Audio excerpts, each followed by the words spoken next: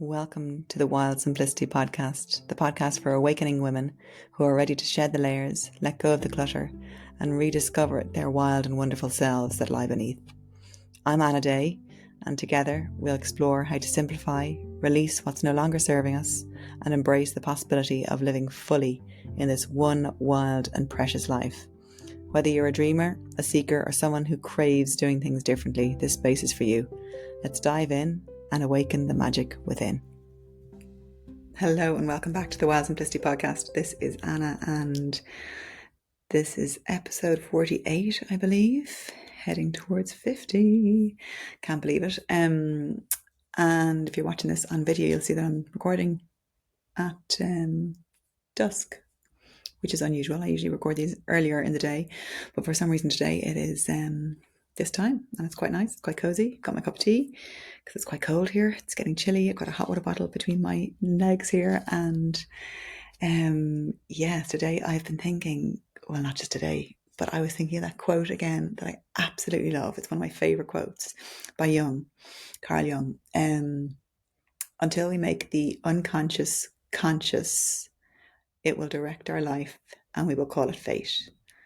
And I absolutely love this quote because it has affected my life and directed my life, this quote, over the last few years particularly. And it's so delicious to me living a life where we can discover these unconscious behaviors, patterns, and make them conscious, and then become more of ourselves and become more in tune with ourselves and know who we are as people.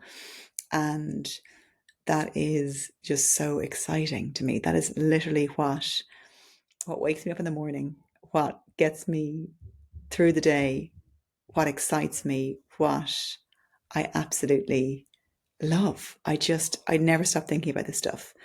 And every trigger and every time I'm activated during the day, I come back to this. It's like I see every trigger and activation now as a signal. It's like another little breadcrumb for me to look to what's the next pattern, or maybe it's the same pattern again, being triggered and being brought into the light to show me where I'm still stuck, where I'm still in these patterns of living this life that is not my true self. It's not from my true identity. It is from the story. I'm living from the story that I've created as a child and made something mean something that then creates this perception I have of the world.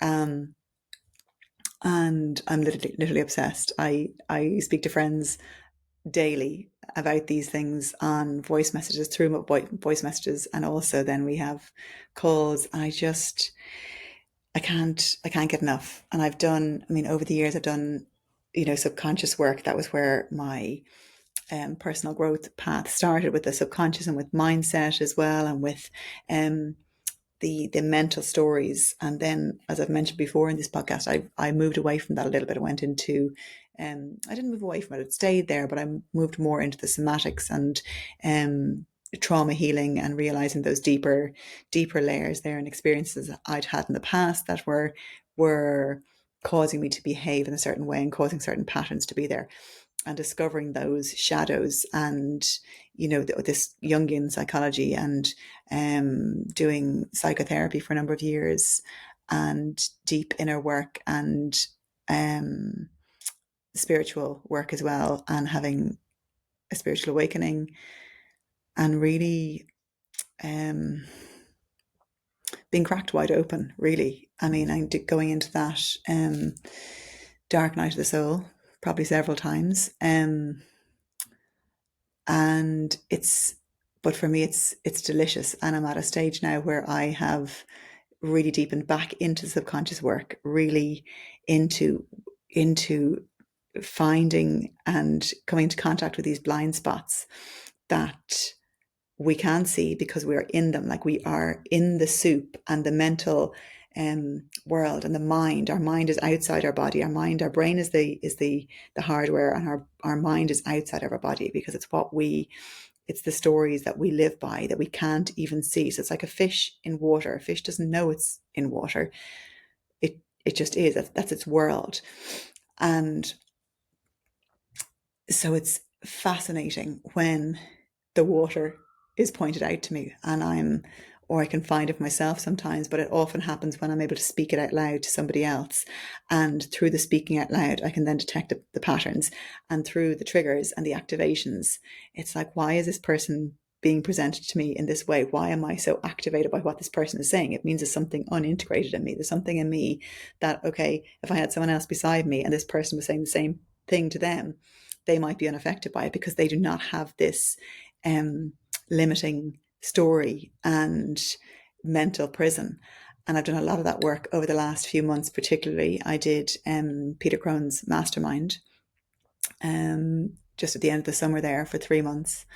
And that was a massive deep dive into these unconscious patterns, and coupled with the somatic work I've done over the last few years as well, it's such a rich and juicy way to come into contact with ourselves and our soul. And I'm also deep in at the moment into Sue Morter's work, and her energy codes, and the very somatic aspect of this unconscious reality we live in, and our energy field, how we have such power over how we interact with our energy field and interact with what, creating our reality and playing in these realms is so exciting and so liberating. And yeah, it's incredible diving into this. So I've been, over the last couple of days, looking into Jung again. Like I've never been deep into the like the academic aspect of all of these. Like even when I was going through psychotherapy over the years, like we talked about it, and my therapist would say, talk about these things to me, but I'd never had the academic impetus to go and research more about the particular, Freud or Jung or any of the psychoanalysts or psychiatrists or, any of that. But now I'm really drawn to Jung because I resonate so deeply with that quote, bringing the unconscious conscious. And I'm so in touch with how the unconscious directs our life. We call it fate. It directs our life. It's like when you see, you can't not see. Like many of you know, if you've had a spiritual awakening, if you've had this awakening process of, I was thinking the other day as well of the Truman Show. I used to love that movie. And at the end of the movie, I can't even remember, I must watch back the last bit of it, but he's in a boat and he comes to the edge of his world. And I can't remember how he finds that trapdoor up above. And he realizes he's in this, like he's been duped. He's in this created world, this artificial world, and there's a whole world outside that is controlling this world that he's in. And I resonate so deeply with that, because when I had my awakening, it was like, what? Like all this time I have been believing this, I have been living in this world that I thought was real and true. And that is really scary. That moment of awakening, or it's not a moment, I don't think it was a moment for me. I think it was like it would spanned over quite a long period. But as we keep awakening to this realization that all we thought was real is not real, it's like, what? No. And we want to hang on and resist that realization and this continual seeing, because once you start to see, you see more and more, and then you can't not see it. And there's something very, very exciting about that, but there's also something very, very scary, because it shatters everything. It shatters reality. It shatters it just shatters our worlds. And it's like realizing, when you're a child, you look up to your parents and they're the most amazing thing, and you think, God, they can do anything. They're incredible. And then you become an adult yourself and you realize, oh, we're all just trying to find our way. We're all fallible human beings. We all have our foibles and our ways and our patterns and our it's like that realization as well, that suddenly it's like I was going to say the magic disappears. The magic doesn't disappear. The illusion of the magic disappears, and then the real magic is shown, and that's what is so exciting. But like the that in between part where you're just awakening and seeing all this, and it is very scary, and it is very it can become very disillusioning and very just overwhelming, because suddenly your brain, like I remember feeling my brain trying to work it all out and trying to figure out what was going on and get to grips with it, because everything was spiraling. It's like, what is happening? And that's such a pivotal part of the path and the journey, because um, finding like-minded people as well, and finding people who've gone through it, who are going through it, um, and is really important and really fortifying when we can share these things, because when we can speak them out, it's so amazing, and speak out what's happening and how these shadows and unconscious patterns are coming to light within us. And being with someone who can feel the compassion, who has compassion for themselves, and who has been on the journey, and who is continuing to be on the journey as well, because there's no end. It doesn't, once you start seeing, it just keeps revealing, the path keeps revealing itself to us, and the patterns keep revealing themselves to us, and we keep unraveling, and these patterns dissolve, and it's just an amazing path to be on. And it, for me at the moment, it's so exciting to feel the way I'm feeling, but it also makes it difficult as well, that part when you're just awakening first. But it also goes on, you know, as we continue to awaken and see more and more, we can no longer interact in the world in the ways we have been, because we can now see patterns. And so then there comes a point where we can no longer interact with the outside societal and cultural expectations and norms that are out there, because they just are they're what's the word I'm looking for? They're undigestible to us anymore. We become repulsed by them, and not in a like it's less than, but in a like the oh my words, I can't find the words I want to use. They're in the way of the incompatibility and the incongruence between, we can suddenly see more of what people, how they're showing up, and how they are, um, and how we all are, because we're still doing it ourselves, but moving and responding and reacting from our patterns rather than from our true selves. And you can see the incongruence between people's energy and especially if you're a highly sensitive person and an empath, like tuning into, we know what that person is feeling inside, because we can sense it, because we are those mirrors for the people around us, and we can feel what they're feeling, but their words don't match what we are feeling that they're feeling. And of course then we're dealing with our own projections as well, so there's so many things going on in the mix. But there's a like an interference in the signal. So being out in the world where there's high levels of unconscious behaviors and patterns, it's really difficult.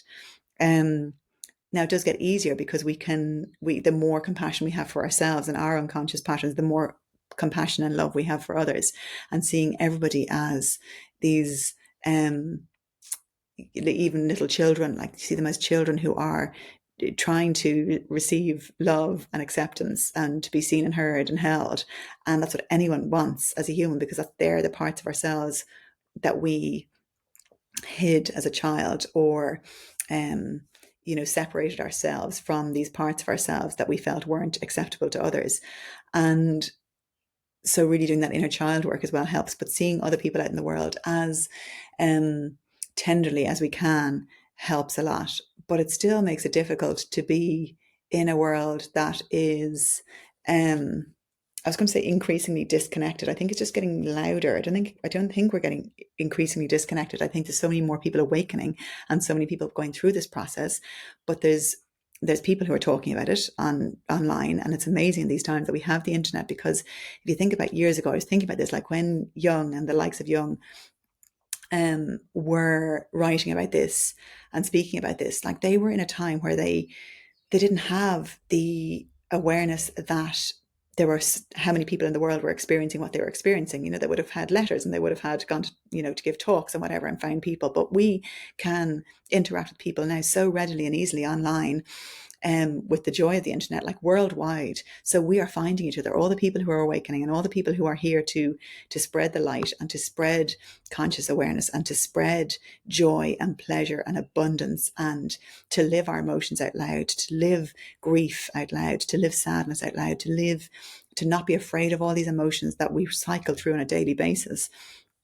We are able to connect together and strengthen each other. And so, but even still, there are, I think a lot of people who are going through this process and feeling alone and feeling like they're the only one, because perhaps in their family or in their immediate environment and community, they might be, but they also mightn't be, because I think people, we still want to belong, we still want to be part of the gang. So we see that other people aren't necessarily experiencing life and aren't questioning things the way we might be, and it's scary because you don't want to be the one who says, actually, you know, can I ask a question here? Because questions generally aren't that allowed. Like I remember I told somebody years ago, when I was first going through all of this, that I had stopped watching the news. And I stopped watching the news a long time ago. So it was one of the first things when I was learning about the unconscious and our subconscious and our mindset and what affects our subconscious and how it's fed by the things we're not even hearing, but by the energies around us, and we are consuming everything around us. So anything we're in contact with during the day. So the vibration of the news. So I used to then read the news instead. Now, and these days, I mean, news finds its way, some either through social media or whatever. But I told this person that I don't watch the news anymore, and she was horrified, like disgusted that I didn't watch the news. So there's when we have the courage to say things out loud like that, and people don't like that. If we are opting out of societal norms, if we are opting out of the mainstream narrative, it's destabilizing for people who are wed to that narrative and who really want to and need you to believe that narrative as well, and to believe everything that's going on around the place all the time, and the rules and structures of society and the way we behave and the way we interact and what we do and what's expected and what's not expected. And when we start to not do that, but actually listen to ourselves and no longer betray ourselves, we've all been taught to betray ourselves and to make others happy, and especially as women, to people please, to be the nice girl, to be the good girl, to do all those things. And to be a chameleon and to match other people's energy. And oh my God, it's all so exhausting, all of that. So when we start to reclaim parts of ourselves and stop agreeing with all of the societal norms, it ruffles feathers. It makes people feel unsafe, because a part of them can feel that, you're igniting something in them and you're triggering something, activating something in them, and it feels deeply unsafe, because we all just have to keep doing what we're doing and agreeing, and it'll all be fine. Just don't look, just don't ask questions, and don't look, just keep going. And that is one way of doing it, and that's one way of keeping safe. But actually, the liberation and the freedom that comes from delving into these things and asking questions and asking, like, who are we? What is our purpose on earth? What is, who are we beyond these human bodies? Like, we are learning as well about the quantum and energy, and everything is energy. Everything, I've heard this for years, everything is energy. I'm like, oh yeah, great, everything's energy, but I can hold things, like, what does that mean? And then learning about, condensed energy, and it all is, and we're learning more and more now with quantum science that everything is particles moving at different vibrations and frequencies and speeds. And I mean, I don't understand it, but it also, it resonates within me as truth, because my soul knows it. And then the spiritual aspects as well, like us being spiritual beings living on this earth and coming into our human bodies to incarnate at this time, and seeing ourselves as these spiritual beings living this human life really helps to expand our conscious awareness, and to hold ourselves with higher regard and higher abilities. We have so much power. I keep saying this, we have so much more power within us than we are led to believe. And when we start to really come into contact with that spiritual part of ourselves, that soulful part of ourselves, which we can come into more contact with by decluttering and letting go of these beliefs and like as I talk about, stuff in our homes, stuff in our environments, like that is for me, the catalyst, the starting point to release, let go, simplify. And I say that now and I'm looking around, there's like, I'm so not simplified around here. I feel like it's chaotic. I'm going to put a picture on my Instagram of what it's like when I'm recording this, but I wouldn't have been able to years ago. I would not have been able to record with like the laundry box over there, pile of books, 2 cups of tea, a cold cup of tea from earlier. I have my other tea here, piles of books, my children's colouring stuff, blankets, stuff around the place. I wouldn't have been able to record while or do anything, while having stuff around me. And now I can. And that's, there's one of those aspects of us, the control we try to have on our environment to keep us safe. That was a big one for me. So allowing the control to ease gives us such liberation and freedom. And that's the wildness and wild simplicity, like coming back to our wild, wonderful selves. So the decluttering, the letting go of these beliefs, patterns, and ways of being that literally dictate everything in our life. So once you start to see one pattern, it gets easier to see the other patterns, the other, as Peter Crone calls them, prisons, but constraints, contexts, like, and he talks about them as being, bigger than limiting beliefs. Before I would have always talked about limiting beliefs, but actually they are our entire world. We can't see them like the fish in water. We can't see them because until they are pointed out to us, or that we do enough work, inner work, looking inward, that we can start to see them, that we're like, oh my gosh, this is how I've been interacting. And you see all the ways that this one constraint has an effect on all things in our life, everything, all our relationships with everybody, and the way we show up in the world. It's like mind-blowing. It's mind-blowing. And it's also super exciting. It's super painful. It's so but really there's another Carl Jung quote, the privilege of a lifetime, I think I've written down, the privilege of a lifetime is to become who you truly are. Like, I really feel that from the core of my being as well. The privilege we have in this lifetime, especially, is those of us who do have privilege and who do have the ability to understand this stuff and to read about this stuff and to go inwards.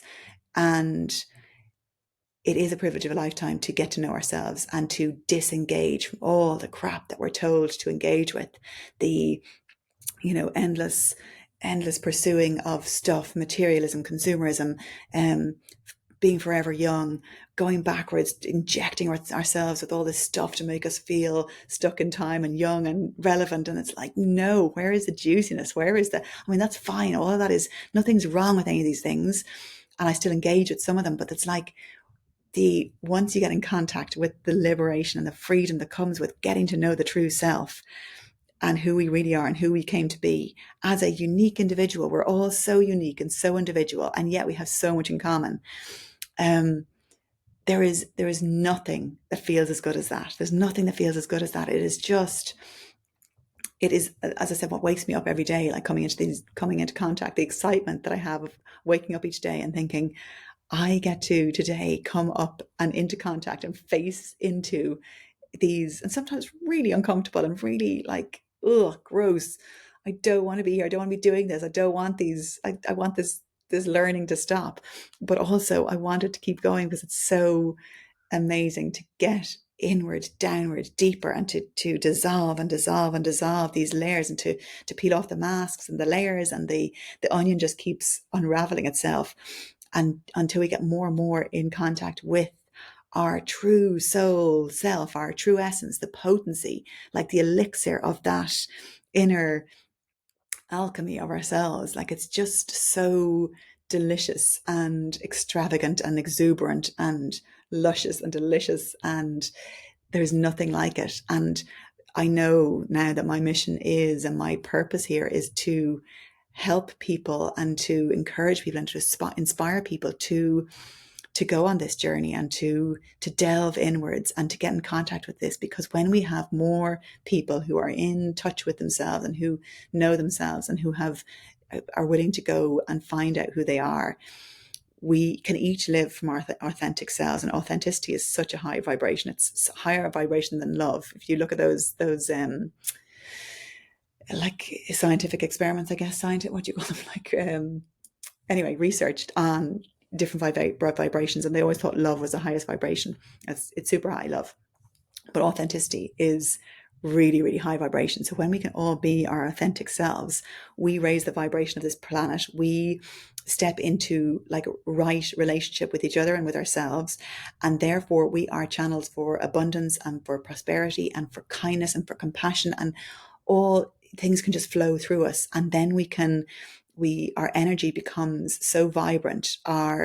We expand time, we expand resources, we expand energy, we expand everything in our lives. And therefore, by spending time with ourselves and discovering this, we then create this overflow that becomes, it's easy. It's easy to be there for others and to give, and to give from that overflow.